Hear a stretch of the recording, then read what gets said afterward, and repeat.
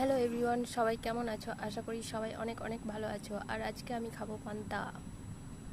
কারণ হলো একটাই, কাল সারাদিন আমার ভাত খাওয়া হয়নি, তাই আগের দিন রাতে ভাতে ঠান্ডা জল ভিজিয়ে দিয়ে রেখেছিলাম যেন সকালে জমিয়ে পান্তা ভাত খাওয়া যায়। কিন্তু পান্তা ভাত তো আর এমনি এমনি খাওয়া যাবে না, তাই ভাবলাম সাথে মসুর ডালের বড়া বানালে একেবারে জমে যাবে। তো যেই ভাবা আর সেই কাজ, মাথায় হিসাব ছিল আমি একা মানুষ, বড় জোর 4 থেকে 5টা বড়া বানালেই হয়ে যাবে। সেই আন্দাজে ডাল ভিজিয়ে দিয়েছিলাম, কিন্তু আমার আন্দাজে এতটাই ঠিকঠাক, ভুল করে এমন পরিমাণ ডাল ভিজিয়ে ফেলেছি দেখে মনে হচ্ছিল পুরো পাড়াকে খাওয়ানো যাবে।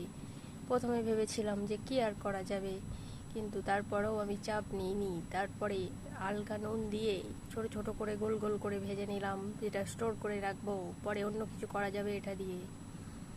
তারপর আর কি, একই প্রসেসে দুবারের মতো বড়াগুলো ভেজে নিলাম।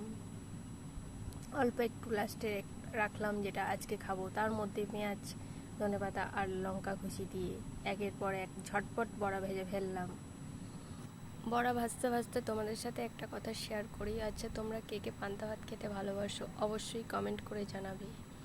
আর তো এদিকে অন্য একটা বাটিতে পেঁয়াজ আর লঙ্কা কুচি দিয়ে ডিমটা ভেঙে ভালো করে ফেটিয়ে নিলাম। এরপর ডিমের অমলেট বানাবো, নরম নরম তুলতুলে ডিমের অমলেট আমার রেডি।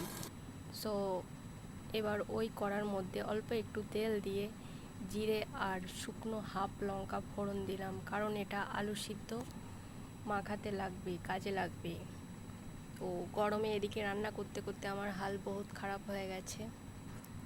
এরপর আমি আলু সিদ্ধ মেখে আমার প্লেটে সুন্দর করে সাজিয়ে নিলাম। পান্তা ভাতের উপর ডিমের অমলেট, বড়া, আলু সিদ্ধ, পেঁয়াজ, লেবু আর হালকা সর্ষের তেল দিয়ে আমি আমার প্লেটটা সাজিয়ে নিলাম। চলো এবার টেস্ট করার পালা, দেখি খেয়ে কেমন হয়েছে।